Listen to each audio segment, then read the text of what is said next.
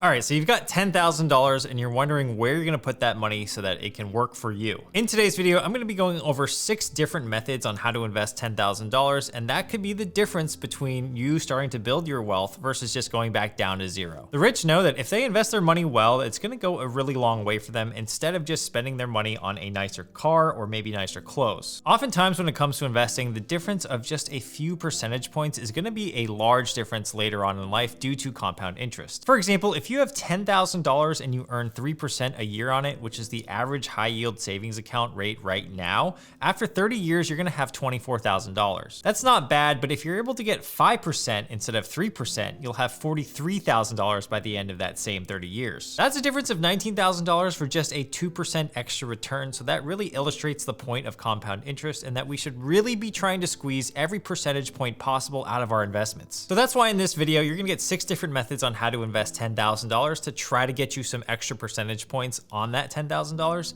Now, I will say this is a really good framework for how to invest and how to think about investing and how I personally would do it, but that doesn't mean my solution fits you. You need to do the work to figure out if these options are good for you or not, and you can even feel free to reject some of these options presented today. The key here is that I'm gonna try to teach you how to think for yourself so that in the future, when it does come to investing, or maybe your friends come to you and say, hey, how should I invest $10,000? You can give an appropriate response. All right, so let's get into method number 1, and that's actually paying off high interest rate debt. Now, I know this is not the sexiest method of investing $10,000 ever, but it is first for a reason because it is the place where you could possibly get the best return on your money. This is because of how interest rates work. Let's say you have a car loan or maybe a personal loan, or you have credit card debt and the interest rate is 8 to 10% or even higher. If that's the case, I would strongly consider paying off this debt first. Now, here's my logic for that. You could take your money and invest it into the stock market, and that's what many people on YouTube or TikTok might tell you, and that's where you could get an 8 to 10% return, but the truth is that the S&P 500 returns are much more volatile than you might think. Based on this graph, you can see that in the years the S&P 500 is up, it's usually higher than 8 to 10%, but you also have these years where it drops just a crap ton. So by investing in the market, you also have the chance of losing that money, and you take on that risk for that 8% a year. That's why paying off debt, in my opinion, is just the much better option. Let's pretend you have a credit card and maybe you have $3,000 that you owe to the credit card and the interest rate is 16 or maybe even 20%. When you pay off that credit card balance, it's basically like getting a guaranteed return of 16% after tax on your money. This is likely going to be the best use of your money because getting anything over a 10% return without taking on risk is virtually impossible. Not to mention, when you pay off debt, I feel like you can make way more money with the new mindset that you have, which is that a huge weight has been lifted off of your shoulders. So method number 1 is to pay off your debt, but the next best thing that you can do with your $10,000 is to actually open a retirement account, something like an IRA, a Roth IRA, or even a 401k. These are all tax advantaged accounts. So we're gonna discuss the differences between the 3, and then at the end, we'll talk about what to invest in within a retirement account so that you can get the most out of your money. The first retirement account that I personally love is the Roth IRA. This is an individual retirement account where you can contribute to it as long as you make earned income. The main advantage of having the Roth IRA is that your earnings and your profits grow tax-free whenever you withdraw them after the age of 59 and a half. That means when you retire and you withdraw that money, you're not paying any taxes on it, and that's one of the main ways to actually avoid taxes in the United States. Now, earned income is something that you need to contribute to it, and that means you have wages, salaries, or tips, basically a W-2 or 1099 income. So unfortunately, that doesn't mean that you can be a drug dealer and still be able to contribute to your Roth IRA. There actually needs to be some sort of documentation that you're earning actual wages. You can open a Roth IRA at almost any brokerage firm out there, and in 2023, the contribution limit has been increased up to $6,500 for individuals under the age of 50, and for the people that are over the age of 50, you can contribute up to $7,500. That means if you have $10,000 to invest, you can fully contribute to your Roth IRA for this tax year, and you're gonna have some money left over. You'll also have until April of 2023 or the following tax year to contribute to the previous tax year's Roth IRA. So technically, if you haven't started a Roth IRA yet and you're watching this video, and let's pretend it's January 2nd, 2023, you can still contribute to your 2022 Roth IRA as well as your 2023 Roth IRA. This is one of the most powerful accounts out there because you can save thousands, if not tens of thousands of dollars by the time you retire in taxes. If you don't have one of these accounts yet, I would strongly consider looking into it. Now, there are some nuances when it comes to the Roth IRA, such as there are income limits. So if you make too much money, you can't contribute to your Roth IRA.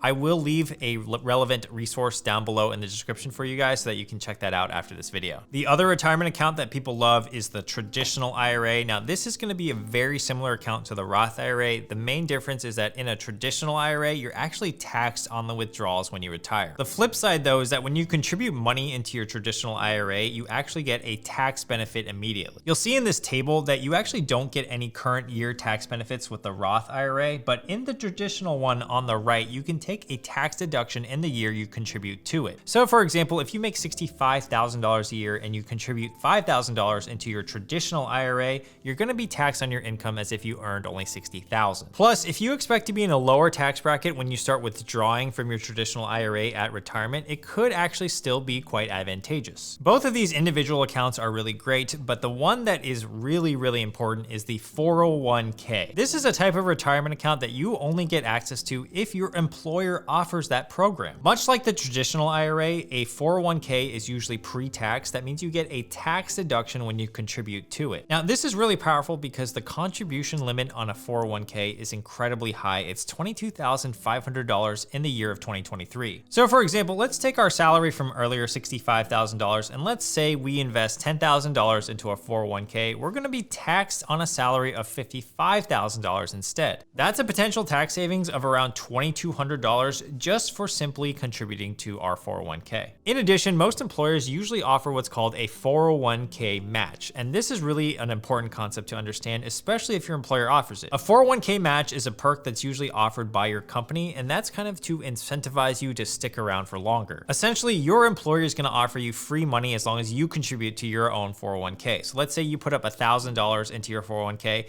your employer might match that and give you $1,000 from the company into your 401k as a perk. This is definitely one of the biggest hacks because if your employer offers you free money just for contributing into your own retirement, you should definitely take it. There's no such thing as free money, but when it comes to this is actually free money, so I would definitely take it if I were you. Now, if you're unsure if your employer actually offers a 401k match, all you have to do is just ask your HR department, hey, do we offer a 401k match at this company? And if they say yes, then boom, you're golden. Okay, so now that you've contributed some money into your retirement accounts, you actually have to go and invest that money.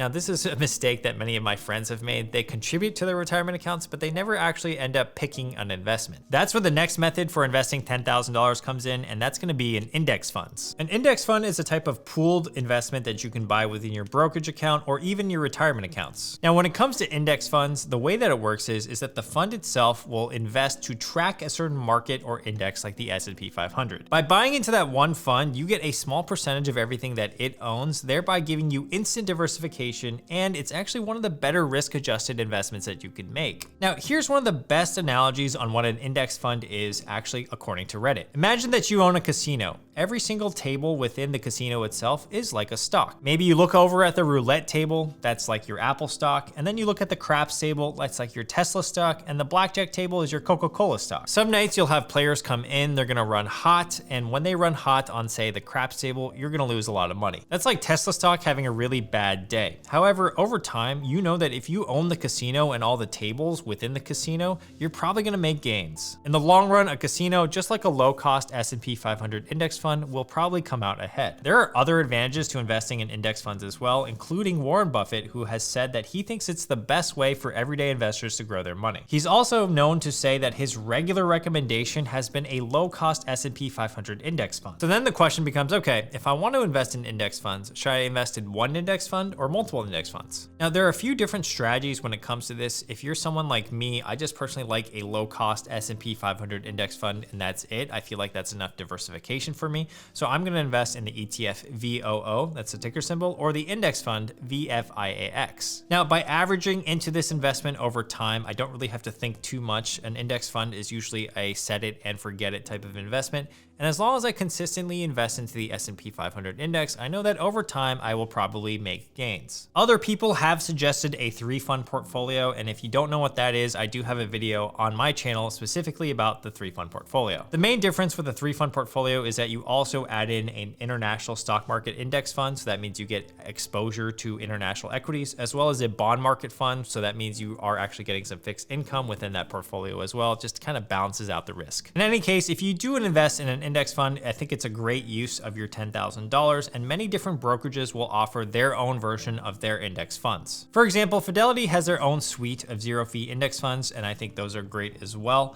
I think the main tenet or main thing that I want you guys to take away from this is that as long as you invest in a low cost index fund that is tracking the market, you're gonna have instant diversification and you're probably gonna be okay in the long term. If index funds sound a little bit too boring for you, you can invest in individual stocks or even real estate. So we're gonna talk about both, and let's start with real estate. While $10,000 can't really buy you a property like a single family home or maybe even a rental property, you can still take that $10,000 and invest it in something like a REIT or maybe even a crowdfunded real estate app like Fundrise, which invests in real estate for you. A REIT just stands for Real Estate Investment Trust, and it's just a company that owns a portfolio of commercial real estate. These are usually traded on the market, so that means you can buy shares of them just like buying stock in a company. When you buy shares of a REIT, it actually entitles you to what's called dividend income, and by law, REITs are required to pay out 90% of their profits as dividends back to their shareholders. So owning a REIT doesn't mean that you need to own any physical real estate. You can just buy shares of the REIT and get exposure to the popular real estate asset class. The income generated from the REITs is usually very reliable as well, and that's because the property that a REIT typically owns is a commercial real estate property. Those tenants within that commercial real estate property are signing long-term leases, so think about your local mall.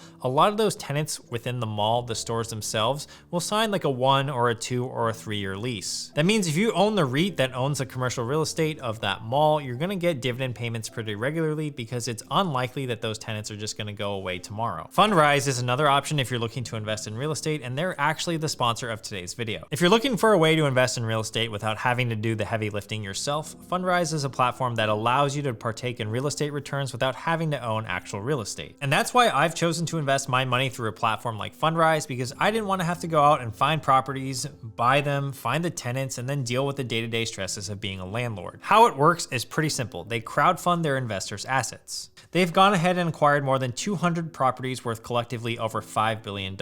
They then manage the properties and pass back the profits from real estate activities back to their shareholders, aka you. Activities such as rental income, interest income, or acquiring and selling properties that have gone up in value. Their real estate assets span across different categories such as apartment complex, single-family homes, hotels, and offices. They have a really simple and smooth app that's intuitive, easy to use, and there's 5 different plans geared towards different investment sizes, anywhere from the starter plan to the premium plan. Most people will probably choose the core plan, which has a $5,000 investment minimum, and I'm personally on the advanced plan as I invested $10,000 earlier this year. The average annualized returns after fees have been stellar, as you can see with this table. They don't always beat the S&P 500 outright, but on years when the S&P is negative, Fundrise has been outperforming the public markets, so it's just one other way to round out your real estate portfolio. If you want to get started with Fundrise, check them out today using my link, which will also be down below, and thanks to Fundrise for sponsoring this portion of the video. All right, the next investment that you guys can make with $10,000 is to actually start your own business, and I think $10,000 is the perfect amount of money to start with, especially if you're starting an online business or even a service-based business. $10,000 is definitely enough to get you guys started with some products to sell, a clean looking website, or even have some money left over for advertising. I've talked about this on my channel before, but I used to own an e-commerce business that I started with just $9,400. It was a website where you could customize a poster of a map, and then it would get printed and shipped straight to you. We were able to print and ship the posters for $13 total, and then we were selling them for $45 on the website, thereby pocketing the difference or the margin. Now, the first version of the website cost me $5,000 because we hired someone from Eastern Europe to do it, who was actually pretty reliable and somewhat inexpensive.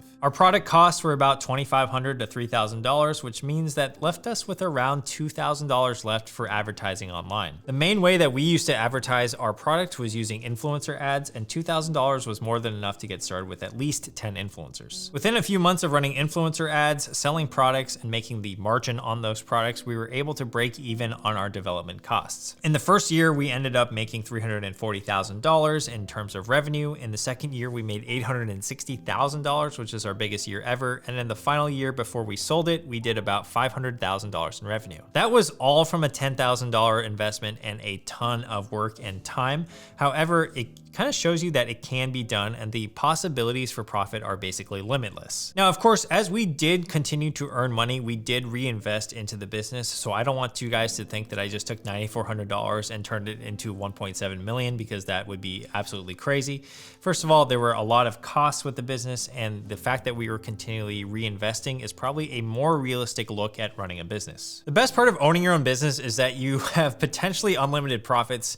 Your hours are super flexible, which are super nice, and you learn a ton on the job. However, it is a lot harder than a corporate environment because you have to rely on yourself to stay motivated and stay hungry to continue learning and actually work. I would say starting your own business is definitely one of the riskiest things on this list because many businesses are going to fail, but it's also one of the ones that's going to have the highest potential return. If entrepreneurship runs in your blood, this may be a really good option. So some other options that you could do are flip items on eBay. You could start a YouTube channel with $10,000, a lawn care business. The list is endless. Okay, but now lastly, we need to talk about individual stocks because I did say we were going to talk about those earlier. And these are also another risky type of investment that you can make with $10,000 in the hopes of multiplying your $10,000 even further. Now, the reason they're riskier is that let's say you just take $10,000 and invest them in 3 individual stocks. Well, your $10,000 is going to be highly volatile because if one of those stocks crashes and dies, then basically you've lost a lot of money. If you really want to dabble in individual stocks, you really want to make sure you do the research on that company as much as possible. So that means looking into the company's financials, learning about the business, listening to the earnings calls, seeing if it's undervalued compared to its peers, etc. I've made a video on how I would pick a stock, including how to read a company's financials. So I will link that down in the description down below as well if you want to watch that after this video. Now, I must say that most people can't even beat an 8% return on the market when it comes to picking stocks. In fact, 92% of active fund managers underperform the S&P 500 over a long period of time, usually over 15 years. So just keep that in mind before you guys go all in on stocks. If you still are into investing in individual stocks, I would at least look into buying them in a retirement account because that's going to give you a lot of tax advantages. So for example, if you listen to the beginning of this video about the retirement account portion, if you bought an individual stock within a Roth IRA